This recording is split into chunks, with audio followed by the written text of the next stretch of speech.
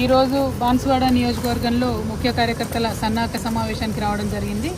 దాంతోపాటు మరి బాన్సువాడను బంగారువాడగా చేస్తూ దాదాపు 10 నుంచి 12,000 కోట్ల పైచిలకు అభివృద్ధి కోసం మనము నిధులు ఇక్కడ గత 10 సంవత్సరాల్లో ఖర్చు చేయడం జరిగింది. అయినా సరే మరి ఇక్కడ పోచారం శ్రీనివాసరెడ్డి గారు ప్రజలను వదిలి మరి అధికారం కోసం పార్టీ మారడం జరిగింది.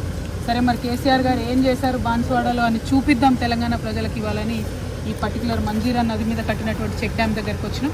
ఇట్లాంటివి ఈ నియోజకవర్గంలో 4 చెక్ డ్యామ్లు కట్టినారు.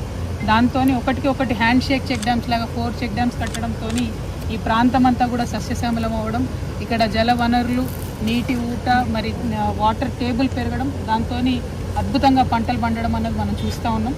తెలంగాణకు కేసీఆర్ గారు ఇట్లాంటి శాశ్వతంగా నిలబడిపోయేటటువంటి పనులను చేయడం జరిగింది. దూరదృష్టితో కూడినటువంటి పనులను చేయడం జరిగింది.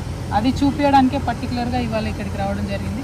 చాలా అద్భుతంగా అనిపిస్తుంది. చాలా చోట్ల పంటలు ఎండిపోయి రైతులు బాధపడుతున్నటువంటి పరిస్థితుల్లో కేసీఆర్ గారు ఈ చుట్టుపక్కల ఉండే 1000 ఎకరాల రైతులు ఎవరు కూడా మరి దేవుడి మీద వాన మీద ఆధారపడకుండా కేవలం ఈ చెక్ డ్యామ్ మీద ఆధారపడి వ్యవసాయం చేసేటటువంటి పరిస్థితిని తీసుకొచ్చినందుకు చాలా గర్వంగా ఉంది.